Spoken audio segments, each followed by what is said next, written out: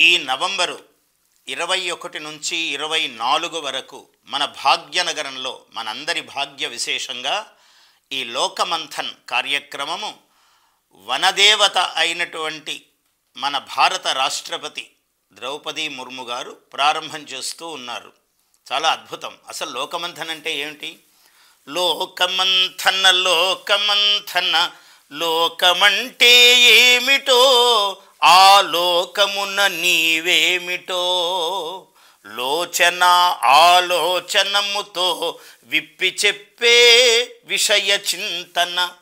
లోకమంథన లోకమంథన లోకమంటే ఏమిటో ఆ లోకమున నీవేమిటో లోచన ఆలోచనముతో విప్పి చెప్పే విషయ చింతన.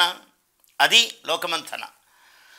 నర నరాన దేశభక్తి మనసంతా మాతృభక్తి లేకుంటే ఏమున్నది మనిషి జీవితాన రక్తి. ఈ రెండూ లేకపోతే మనిషి జీవితమే వ్యర్థము. దేశభక్తి మాతృభక్తి. మన భాష మన యాస మన సంస్కృతి మన కళలు మన జీవన విధానాన మహనీయుల పోకడలు. మహనీయుల యొక్క పోకడలు మన జీవితాలలో నిరంతరం తొంగి చూస్తూ ఉండాలి.